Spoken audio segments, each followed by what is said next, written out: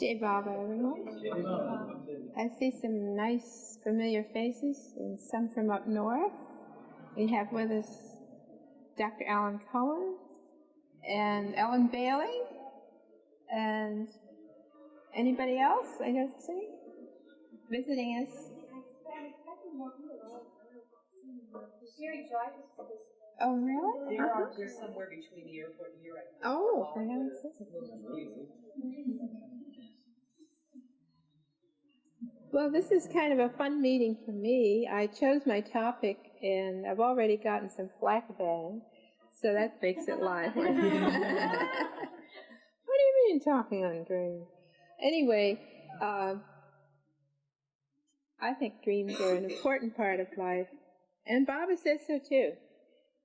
He describes consciousness as divided into three major parts, the ordinary life, and a fourth part, actually four. There's the beyond state, which is total unconsciousness.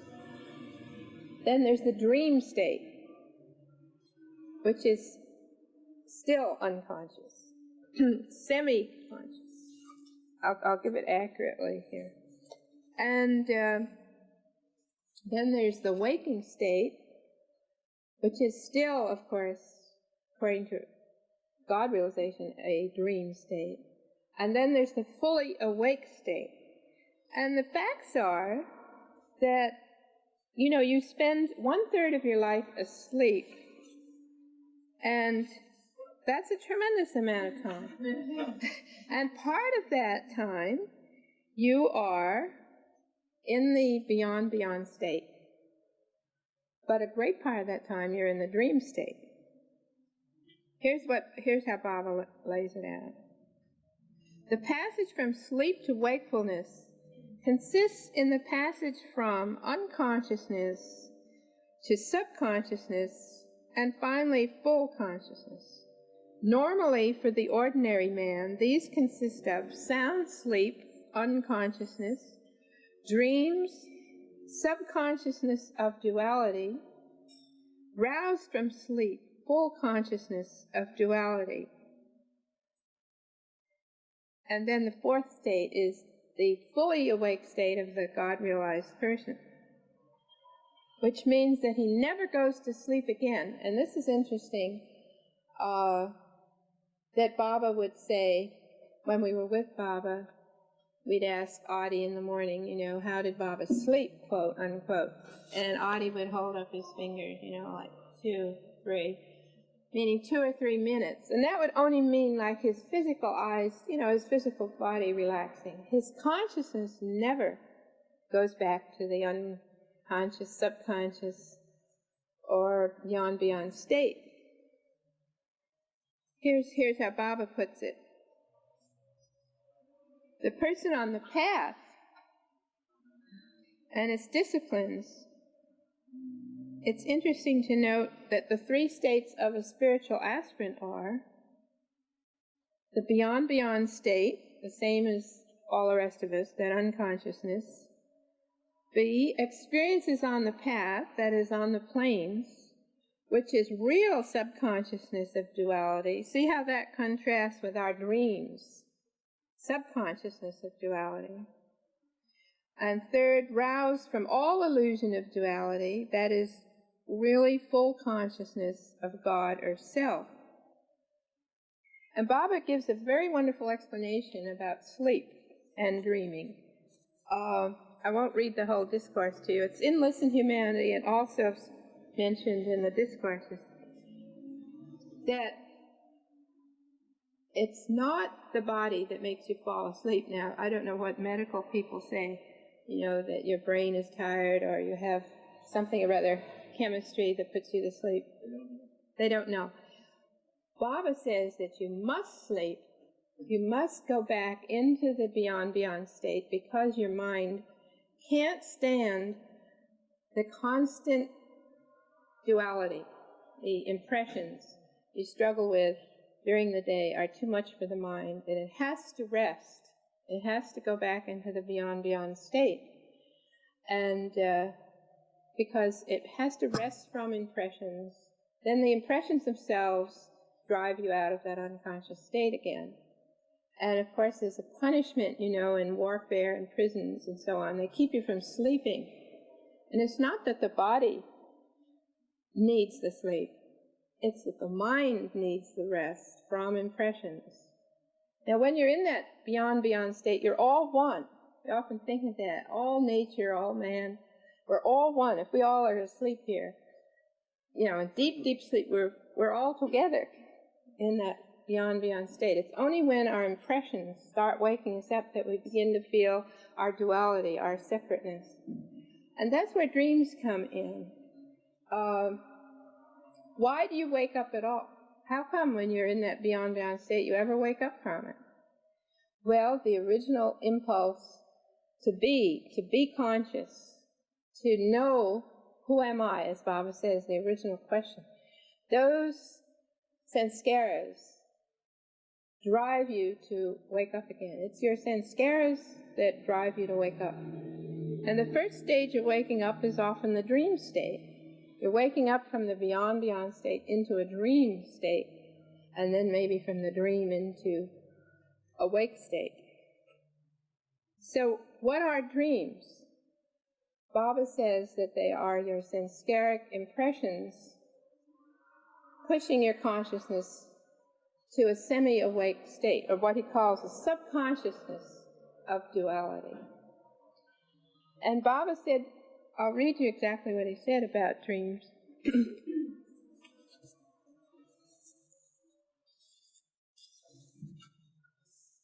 Although the most important work of consciousness is always done during the waking state, dreams also play their part in helping consciousness through the maze of problems which beset it. As a rule, consciousness passes through the dream state during the transition from waking to sleep, and while returning from sleep to waking. The dream state serves as a bridge between sleep and waking, but it is not an inevitable phase. The mind may swing between quiescence and waking without subconsciously passing through the dream phase. In the dream state, consciousness is not completely dormant as in sleep, nor is it fully active as in waking. The dream state is midway between these two phases, and it marks a transition from latent consciousness to active consciousness. The unique virtue of the ordinary dream state is that experiences in it are relatively free from the act of willing, as well as from the rigid social demands which prevail in conscious life.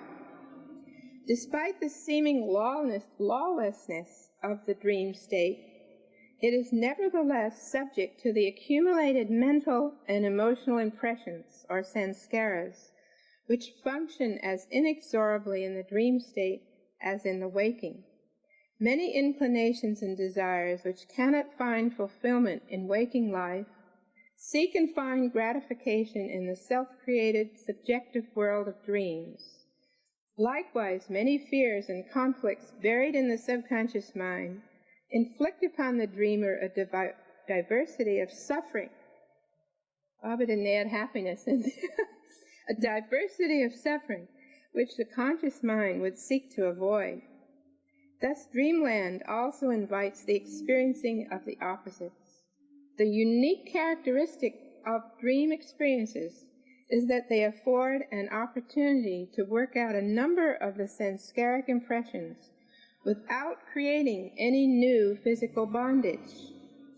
Now that's very important because, as you know, in waking life, everything you do, this tiniest thing, creates a sanskara, an impression. It adds to your sanskaras.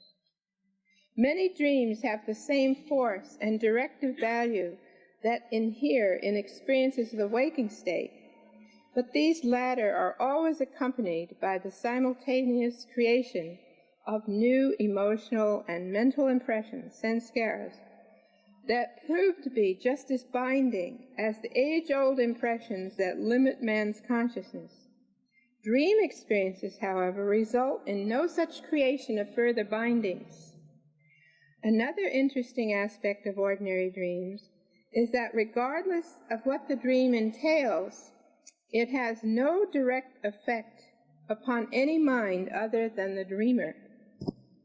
This is quite contrary to experiences in the conscious waking state. These invariably involve and affect many other souls as well, thus complicating many life patterns. The activity of consciousness in the waking state creates a bondage of karmic liabilities and assets from which dream experiences are exempt.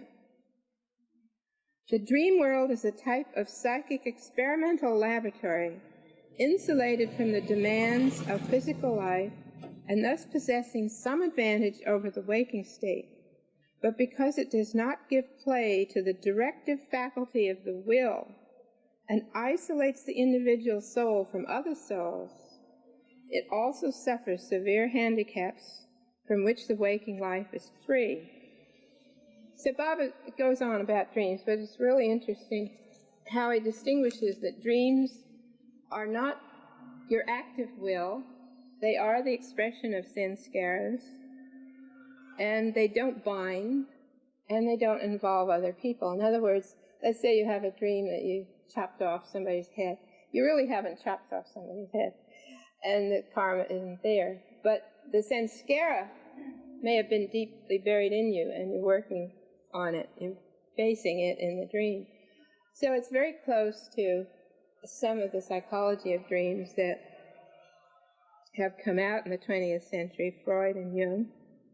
Freud was probably not really an originator, because dreams have always had a place in mankind, in the culture of mankind, but he analyzed them in a fresh way and created a theory of the mind. And Jung went on from, I say on because that's the way I believe, he went on ahead of Freud in studying the nature of the subconscious and the dreams that we do experience. And Baba goes on in another place to describe about 7 different kinds of dreams, which are interesting. The dreams where you have sanskaras that are from the past impressions. Sanskaras in another type of dream which are predictive, future. Dreams which are just from the very most present sanskaras that you have. And then another kind of dream where they're mixed, the past and the future. And then there's another kind of dream where you are experiencing the semi-subtle world, as you know, if you've known your Baba, you know in your book God Speaks. There are the 3 main worlds, the gross world, the subtle, and the mental, but in between there's the composite world of the semi-subtle. And for example, that's in the semi-subtle is where most people go when they drop the body. They're in the semi-subtle, they're not in the subtle, they're not in the gross. And in the dream state, you can experience that semi-subtle, Baba says. For example, and this has happened to me, and I know quite a few people, that you might have a dream, so-called dream, of a person that has passed away. For example, my mother has passed away in 1970. And so sometimes I dream of her, and we really carry on a conversation. You know, she's in the semi-subtle, and I'm there with her in the semi-subtle, in the dream state. And the most important kind of dream, however, is, for our, not most important, but very significant dream, is a dream which Baba calls a spiritual dream. And that is when the master uses the dream state to contact you. And Baba wrote a very interesting letter to someone who asked about dreams of Baba. So many people have had dreams of Baba, and I hope tonight you're going to share some of your dreams of Baba. The 2 kinds Baba said, basically, in this letter, which came to someone else, so I don't have a copy of it, but there are 2 kinds. There's one where the master himself is like deciding that he wants to contact you, and he comes down to a certain level, wherever, and he brings you up to that level, wherever, and you have a real meeting there in the inner world, wherever he decides. And these dreams are rare, and they usually come for real spiritual. They're really a spiritual darshan dream. And I know several people in the Baba world have come to Baba first through such a dream. I mean, that kind of a dream has such an impact. And the second kind is like your sanskaras, your dream, like Baba says, you're in the dream state, acting out sanskaras, but in that dream state, you reach out to Baba, I'm paraphrasing now, and you make contact with the atmosphere around Baba, what you call the universal mind, Baba called it. And in that way, you so-called have a dream of Baba, but it isn't the same as Baba himself deciding that he's going to meet you and call you such and such a place and give you his darshan.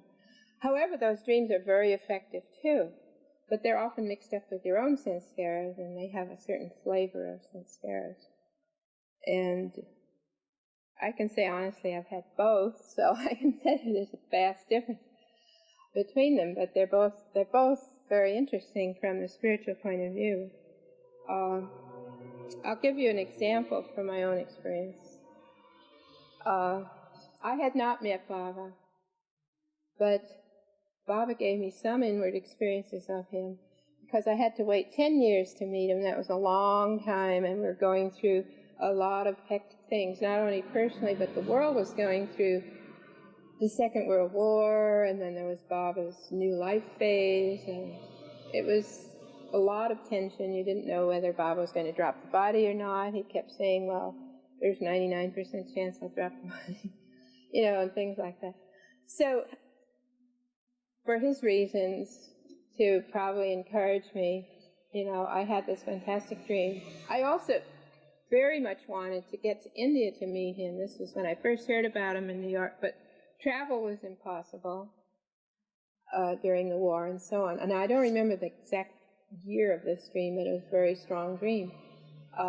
I'm asleep, but I'm sort of in a fantastic place, and I'm looking down, and they're just fields of roses underneath, but I am sort of above them, and there's Baba. I'm sort of standing there with Baba, and Baba gave me this embrace, and really that inner feeling of contact with Baba, it is more powerful in a dream sometimes. It really is, because you see, you're not there. He doesn't have a gross body, you don't have a gross body, so it's, And I knew that I was standing over Myrtle Beach. So when I woke up from that, it was a fantastic feeling of bliss and darshan, real darshan of Baba. His divinity comes through in those experiences. But the fact that I knew it was Myrtle Beach, I thought about it, that I was going to meet Baba in Myrtle Beach. And so it happened, in spite of a dozen other ways that it could have happened. I didn't go to India. I didn't meet him in New York City. We didn't know at that time about Myrtle Beach being the place and so on. But it's like a prophetic dream. It's like Baba's saying, you will meet me, but it will be in Myrtle Beach. And so it was like a preview of my actual meeting of Baba the first time in 1952 at Myrtle Beach. But some of the other kinds of dreams, they're really nice too, but a typical dream I have of Baba is like I'm in some huge building, like the Hollywood Roosevelt. Lots of people milling around, just lots and lots of people. And I know Baba's in a certain room, and I'm trying to get to see him, and there are all these people, and I just can't get there. And, all kinds of little things happen, and I'm not just able to get there. And then through a crack in the door, I see Baba lying on his bed, looking very ill, and I want to go in and see him, but somehow all I get is this tiny little glance from Baba, and then I wake up. It's like your sanskaras are. And it's true, your impressions when you're with Baba are somewhat the same. You have always this feeling, and everybody else wants to see him, and oh, how will you get to see him? How will you get that special little moment with Baba? And you feel the pressure of other people, and so this comes back in my dream. And then I do get the little glimpse, and I feel very happy, and I wake up. And it is a real feeling of Baba. It's like I've touched base somewhere. But it is not at all like this other dream that I had. So that's kind of like what Bob was trying to explain. Your own sanskaras mix up the first kind and the second kind. And Baba gives a little bit of that in the discourse about how masters work in dreams. This is the discourse is on the place of occultism in spiritual life. The master usually helps the aspirant through ordinary means and prefers to take him under the veil, but when there is a special indication, he may also use an occult medium to help him. Special types of dreams are among the common media which are used for touching the deeper life of the aspirant. Masters have not infrequently first contacted aspirants by appearing in their dreams. Such dreams, however, have to be carefully distinguished from ordinary dreams. In ordinary dreams, the subtle body is active in exercising its functions of seeing, tasting, smelling, touching, and hearing, but the soul is not using the subtle body with full consciousness. Now, of course, Baba there is talking about the ordinary, gross conscious person. As these experiences of ordinary dreams are received subconsciously, they are in most cases purely subjective, relating to physical activities and concerning gross living, and are the creations of nascent sanskaras stored in the mind. In some cases, however, a dream which is indistinguishable from ordinary dreams may be the reflection in the subconscious of some objective experience of the subtle body, and not merely a product of fancy. Most dreams are purely subjective and subconscious experiences of the subtle body, and they have no spiritual special significance. The rare types of dreams are those about persons and things unknown in this life, but known in some past life or lives. Still more rare, the dreams of persons and things which have never appeared in this life or former lives, but are going to appear in this life in the future. That's where Baba describes some of the various kinds of dreams. And Baba goes on to say that you must take a spiritual dream seriously. You mustn't doubt it, and especially because it has spiritual significance for you. It's part of your development. And what I was going to bring out tonight, the fact that dreams are a part of your development. They're not just passing nothings. I always think of a dream as a mirror. You know, if you had no invention of a mirror, you would never know what your own face looked like. So a mirror is something that shows you how you look. And that's what the subconscious dream is. It's showing you something you would never see ordinarily. It's showing you part of yourself that you don't see ordinarily. And that's why some of the dreams are unpleasant, they're nightmares, they're screwy, they're weird. They're showing you part of your nature that you ordinarily don't see, and maybe nobody else tells you, or you don't even know, or they don't know.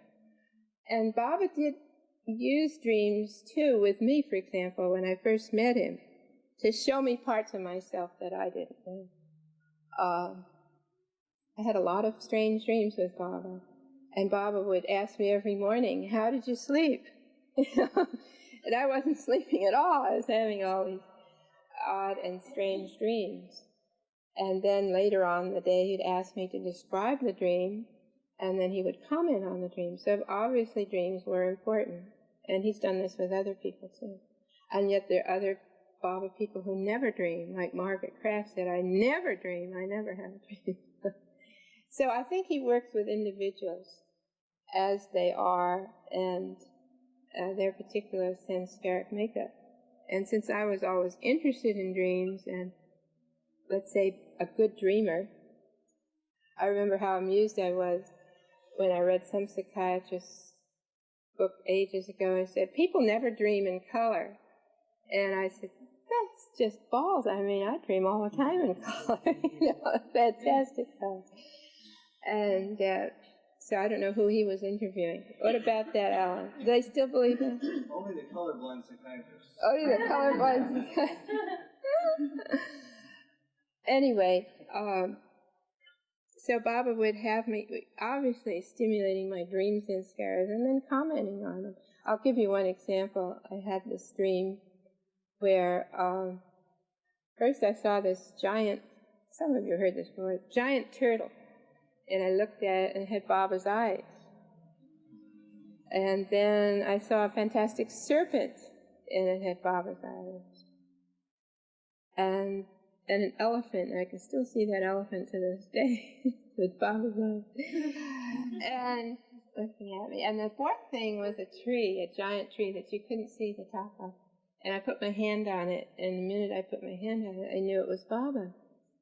So the next day, Baba says, how did you sleep? And, and then I first kind of smiled at that. And later on, he asked me to tell a dream. So I did. And Baba said, well, now that you see me and everything, you don't have to be afraid of anything. And later on, the next year, rather, I did go to a talk by somebody that was giving a talk on the 10 states of the Avatar, 10 incarnations of Vishnu. And the first, I don't know the first one, but anyway, one of the early ones is a turtle, a serpent, an elephant. And in fact, there's certain sculptures in Hindi art of the elephant standing on the back of the turtle. In other words, the incarnations of Vishnu, of which the 10th one is Kalki, the white horse avatar, Baba is. This is in Hindu symbology. So in some way I must have seen also these symbols of God as the energy, for example, the energy symbol of the snake is very well known in mythology. Every major mythology has the symbol of the serpent energy, the libido, the kundalini, and so on. It has many, many deep meanings. And the elephant, too, is a symbol of wisdom, and so on. And the tree is also a universal symbol in Jewish mythology, the Kabbalah, and Persian mythology. All these mythologies have the tree of life that is planted in the middle of paradise, and the top you can't see, and so on. It symbolizes, again, the creative energy of the universe. So there's more behind a dream. You can analyze one dream, very intensively, which, for example, Jung does, and so on. The reason for the language of dreams being more symbolic than verbal is interesting, too. It goes back to a more primitive language. It's like Baba says you're in a subconscious state of subconscious knowledge of duality. In that state, the language is a symbolic language, a factual language, where you take the things of nature and they have meaning, and or abstract symbols have meaning. And of course, these psychologists have devoted a tremendous amount of time. Also artists and poets have studied the symbology and used it.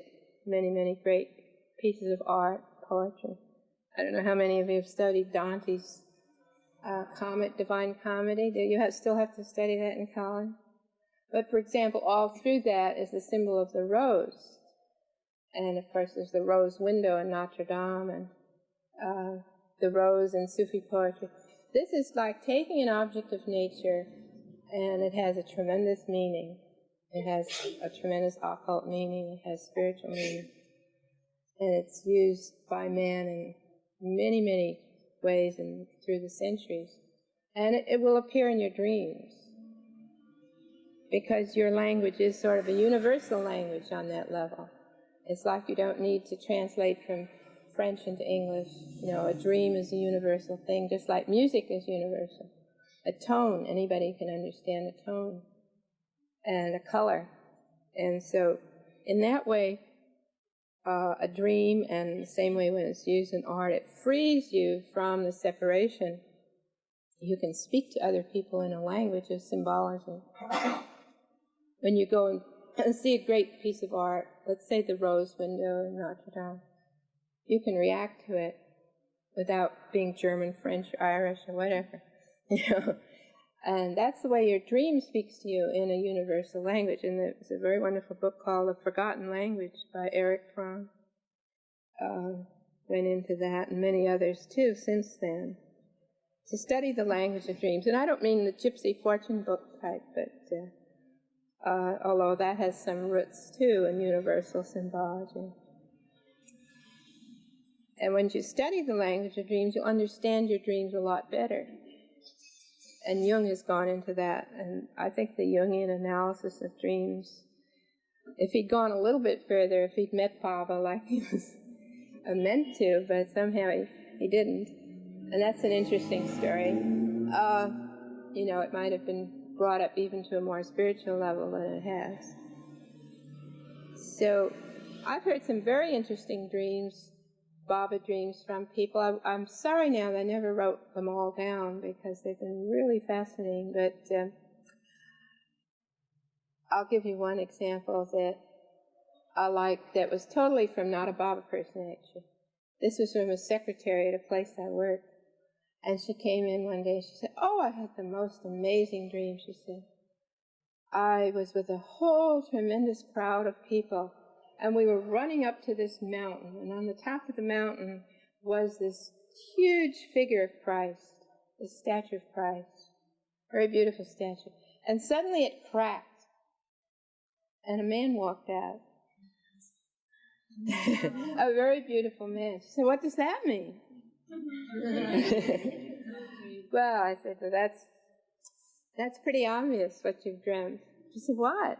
And I said, "Well, it's the Christ of the last 2,000 years has become a cold statue. It's beautiful, but it's solid rock. It doesn't live. And suddenly it's going to crack, and the real Christ is going to come back." "Oh," she said, "that really makes sense." So people are having dreams like that.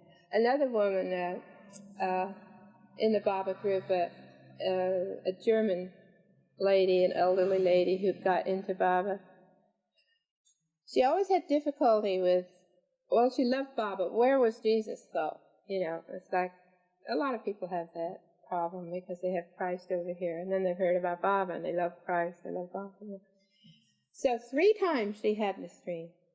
She was with a large crowd of people, and again they were on a hill, and they were listening to Jesus on the top of this hill. It's like the Sermon on the Mount. And he was giving his discourse. And then Baba comes up the hill, and he merges with Jesus, becomes one figure. Now that sounds very simple to tell it, but when you dream it, when you actually experience that, it's a very, very powerful thing. And she had this dream 3 times, which again is sort of a mystical number. Why do always, Baba gives you 3 chances, the fairy gives you 3 wishes, you know. So, there are 3 kinds of disciples, you know. Anyway, she had this dream, and I said, "But Anna, that's so clear, you know, this is Baba telling you that he is Jesus, he was Jesus, he is the same avatar. There's not 2 separate things, it's one thing." And from that time on, that separation that she had was gone. She really kind of felt that Baba was her Jesus. And so that was very powerful. And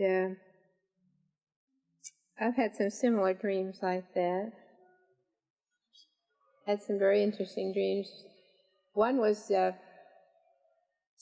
happened Easter morning. That's how mixed up. I had this dream of the Buddha. Easter morning, 5 o'clock. And here was the Buddha. He looked so beautiful, and he was seated on a fountain of water that had 7 layers, you know, fountain. And around the bottom of the fountain were all these people, big circle of people, and each face was absolutely distinct person. And the Buddha was smiling, and he was going like this. Now, this was in 1934, when I never heard of that. But I remembered those faces. I remember his face. And, for example, those faces around him were the faces of the Mandalay when I finally met them. The people in Baba's circle, rather than the Mandalay. But, people like Donkin and Marina and so forth. So, Baba was saying a lot of things in those dreams, in that dream. He's saying, I am the Buddha. I was the Buddha, whatever way you want to put it. I'm here again with my circle. And you would understand the symbol of the fountain is the planes, the 7 layers of the planes, the life, force of life, the fountain of life. That's another universal symbol of grace. You can go on interpreting it a lot of it. And it happened on Easter morning, so he's saying, I'm Jesus too. So a lot of things like that made me... and there's always, like Baba says further along in this discourse on occultism, you test those experiences as real rather than hallucinations because of the feeling value of a real contact with a spiritual person has that joy and that bliss that can last for days. It's a real samadhi. It's a real, it's a darshan, and the good effect, the feeling of joy and bliss that you get is very, very real. And so that dream is not just a meaningless indigestion or something. Well, you have those too.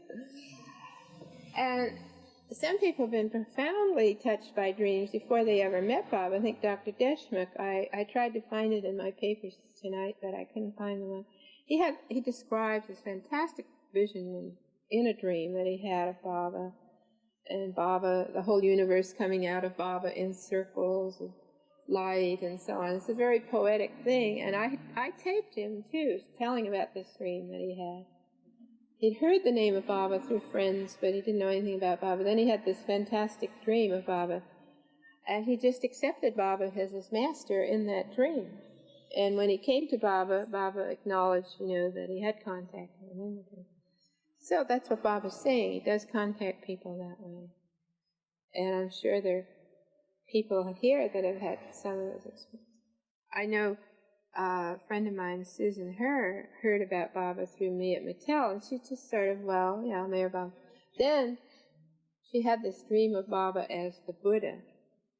And I don't exactly remember the details of the dream, but she was profoundly touched by Baba in that dream, so that she just became a Baba lover from then on, and that's it.